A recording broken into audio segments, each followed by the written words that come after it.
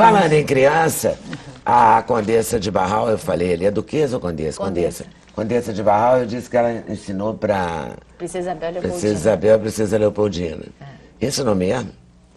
Ensinou. E como é que tu se interessou por Ensinou, isso, né, ensinou Cristina? muito. Você se interessou pela vida dela para ser a curadora, é isso? Bom, na verdade, isso é minha pesquisa de doutorado, né, que eu venho desenvolvendo desde do ano passado. Vou só fazer um parênteses para vocês entenderem como é que eu cheguei aqui. A minha pesquisa de mestrado foi sobre a educação da infância desvalida no século XIX, né, Brasil oitocentista. Então, era o momento em que trabalho e educação serviam, né, como uma forma de ressocialização, que não era usada essa palavra, mas de resgate, né, daquela infância desvalida, que era a infância pobre, a infância órfã e a infância infratora. No doutorado, eu resolvi fazer o outro lado, né, da história, como é que era a educação das crianças de elite, né, que na verdade a gente já partia da afirmação, que é até a pesquisa de doutorado, a pesquisa, né, da minha orientadora do doutorado, que é a preceptoria, que é a educação na casa, que era feita por preceptoras. Mas acontece que essas preceptoras eram alemães e francesas que vinham para o Brasil para serem isso, professoras particulares. Exatamente. Né? Vamos chamar assim para ficar popular. É, isso mesmo. Elas tinham eram as francesas e as alemãs, né, que tinham, né, os melhores requisitos arraigados, enfim, para educar essas crianças. E eu moro em Petrópolis. Então eu falei, vou começar no jardim da minha casa. Fui para o Museu Imperial, né, Arquivo Grão-Pará, fui pesquisar quem é que tinha participado da educação das princesas Isabel e Leopoldina. E aí me deparei com a Condessa de Barral, que é uma baiana arretada, né, Luísa Margarida Portugal de Barros, filha de um homem à época também poderoso, influente, um advogado, que participou das cortes de Dom Pedro I. E eu falei, gente, como assim? Né? Como que uma brasileira foi escolhida pelo imperador no meio de alemães e francesas, né? Da onde saiu, quem é essa mulher escolhida pelo imperador para educar as suas filhas? E aí o projeto foi montado, na verdade, assim, esse foi o ponto de partida. E aí a pesquisa foi desenvolvida, eu fui começando a buscar os livros. E a dados sobre ela você teve que... Então, e aí eu tinha, assim, uma vasta bibliografia, 5 livros. E eu falei, eu não posso fazer uma tese de doutorado com 5 livros. Né? Vão olhar a biografia e falar, tá reprovada. Como é que vai fazer uma tese de doutorado com 5 livros? E aí eu fiz uma coisa que foi, assim, foi surreal, mas deu muito certo. Eu sentei no oráculo virtual, né, o Dr. Google, e falei, bom, ela teve filhos. Né? Vamos ver onde que foi, de onde estão os descendentes. E aí, depois de alguns meses, eu descobri uma bisneta dela que morava aqui no Rio de Janeiro. E eu, bem assim, com aquele comportamento interiorano, né? Peguei o telefone, liguei, um sábado à tarde. Alô, boa tarde, queria falar com a dona Jane. É ela. Quem tá falando? Olha, boa tarde, a senhora não me conhece, eu sou Ana Cristina, moro em Petrópolis, acabei de fazer uma prova para o meu doutorado, eu gostaria de falar sobre a Condessa de Barral. Como vocês têm o mesmo sobrenome, eu gostaria de saber se a senhora realmente tem... Aí 5 minutos assim de pausa, né, no telefone. Falei, oi? Alô? Aí ela, alô? Eu falei, então, aí como eu estava dizendo, eu sou Ana Cristina, moro em Petrópolis. E ela falou, minha filha, como é? Aí eu me dei conta do que eu tinha feito. Eu falei, gente, do nada, eu pego o telefone e ligo uma pessoa no Rio de Janeiro. Que não me conhece. Que não me conhece, né? E assim, foi muito interessante. Hoje eu falo com ela, falo, dona Jane, a senhora era um pedacinho da minha alma que estava perdido por aí. Porque e dona Jane topou. Dona Jane. Ela olhou para mim e falou, olha, eu sou dona de casa, não tenho ajuda, já tô com uma certa idade, você pode vir aqui, mas vamos marcar. Quando é que você gostaria de vir? Eu falei, pode ser hoje à tarde? E ela falou, hoje à tarde não, pode ser amanhã. Eu falei, pode.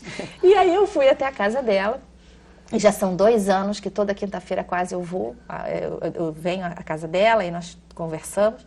E o interessante é que depois de uns 8 meses e meio de pesquisa, ela olhou para mim e falou, Ana, agora que a gente já conhece, nós nos conhecemos, eu confio em você, eu sei que a gente tem, eu acho que a Luísa está lá de cima meio que arquitetando esse nosso encontro, eu acho que eu achei alguma coisa aqui em casa que vai te agradar e que vai servir para sua pesquisa. E ela vem com 2 caixas, com mais de 600 documentos guardados, entre cartas, daguerreótipos, fotografias inéditos, eu quase que para morrer, né? Falei, Dona Júnior, Minha não tô testa é acreditando. garantida. Aí ela falou, eu acho que isso vai te ajudar. Falei, imagina, ela simplesmente me entregou agora, né, o meu ponto de partida.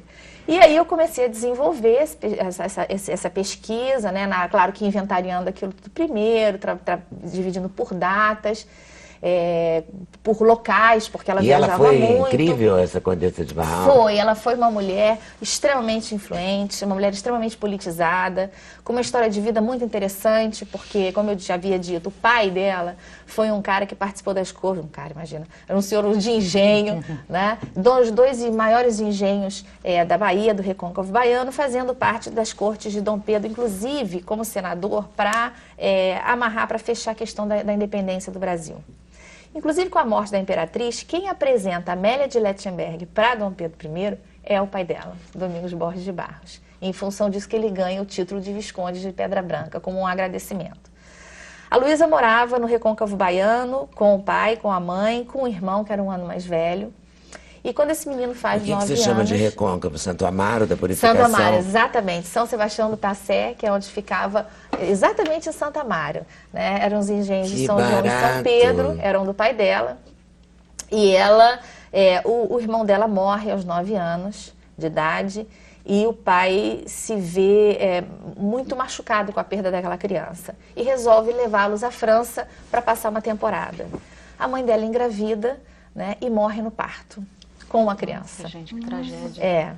E aí ele fica com toda aquela questão política, né? Porque ele na verdade, ele ficava França, né? Brasil e Portugal, e com aquela menina de 12 anos. Então, o que ele resolve fazer? Deixa a Luísa em Boulogne-sur-Mer para terminar os seus estudos, com o objetivo de criar uma menina independente, né, culturalmente, né, também, para que ela então pudesse gerir a vida e arrumar um caminho melhor. E aí uma coisa interessante acontece. Ela com 12 anos, quando fica em Boulogne-sur-Mer, com o Visconde amigo dele, ela também é oferecida logo, oferecida não, mas é feito um contrato alinhavando o casamento dela com o Miguel Dupin, que era um dos amigos do pai. Aos 21 anos depois terminados os estudos, quando o pai fala, olha, agora você tem que voltar para casar, ela diz, oi, como? Né? Ele, menina, você já acabou seus estudos, você tem que voltar para o Brasil. E ela fala, não, papai, como voltar para o Brasil? Você me educou, me criou para ser uma mulher independente, dona do meu nariz, culta, agora vai, na primeira chance vai querer escolher o meu marido, né? E não casa com ele. E o pai, imagina, na época tem que desfazer aquele arranjo, né? E ela, senhora de si, acaba casando com o homem da sua escolha, aos 21 anos de idade, né, que é o Conde de Barral. Que ela e a gente está falando de quando? A gente está falando já quase voltando, isso ela já tinha os seus 21 anos de idade. Pois mas isso é Já vou te falar que ela estava com 1837. Uma mulher à frente do seu tempo, totalmente. Deu trabalho. Isso é uma das coisas mais interessantes. A Condessa de Barral era uma mulher extremamente apegada à religião e a valores éticos. Ela era muito rígida. E, no entanto, com ideias modernas à frente do seu tempo, vanguardista, né? Então, quando Dom Pedro perde os 2 meninos, né? Porque ele casa, nasce primeiro Dom Afonso e no ano seguinte morre, depois Dom Pedro Afonso nasce, morre e aí vem a princesa Isabel. Quando ele perde os 2 meninos, ele começa a se preocupar na criação das meninas, porque se acontecesse alguma coisa, como de fato aconteceu com a Isabel, de 3 regências, né, ele teria que ter as meninas preparadas para assumir o trono. Aí é que acontece ainda. Exatamente. Aí ele começa a mandar cartas e a fazer uma pesquisa sobre quem poderia educar as suas filhas, e a Bela Chicá, que era a irmã dele, que era a princesa de Joinville, manda uma carta dizendo que ela tinha uma brasileira para indicar, porque a Condessa de Barral tinha sido aia dela na França, 3 anos antes. Então ela diz, eu tenho uma pessoa indicada que cumpre todos os requisitos, né, para educar as princesas. E nessa época, nesse ano, a Barral estava no engenho com o marido, cuidando das questões do engenho, porque o pai tinha falecido há pouco tempo.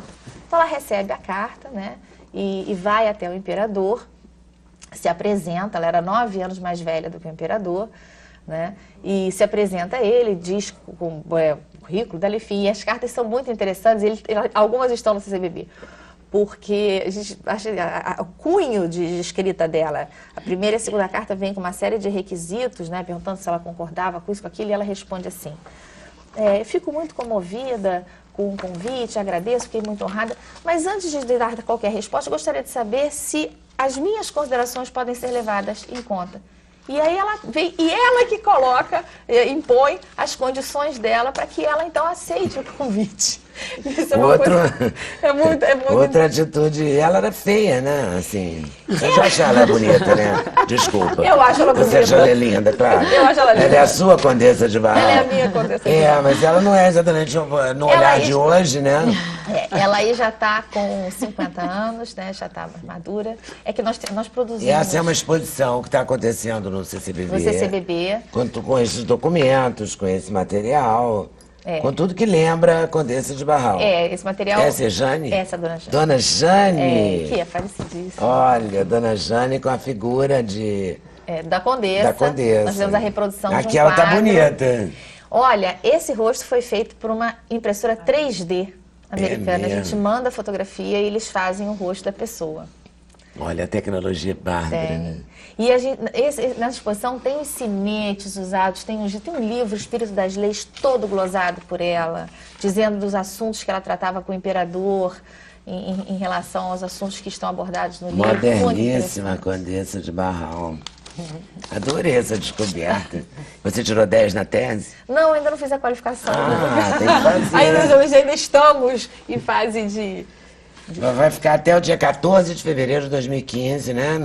Vai, no CCBB. No CCBB. E agora a gente está recebendo as escolas, porque essa era uma preocupação nossa, escolher uma equipe que tivesse um know-how, né, para passar essas informações para o público fluminense, para as crianças das escolas públicas e privadas. E o Centro Cultural do Banco do Brasil, o educativo deles, né, com a Graziela Domingues, com o Diniz, com a Júlia Burata, eles montaram essa exposição toda voltada, até por uma questão de ludicidade também, né, para as crianças aprenderem, porque você não pode botar um colégio, criança olhar lá, mas quem foi isso? 1800, quando é isso? 1900, já fica muito difícil. Não, e eles montaram contextualizado, eles foram assim maravilhosos na montagem, na produção da exposição. Parabéns, Ana. E tá bombando. Boa tese, hein? Obrigada. Vou deixar sua Condessa de Barral aqui perto de você. Intervalo, a gente volta.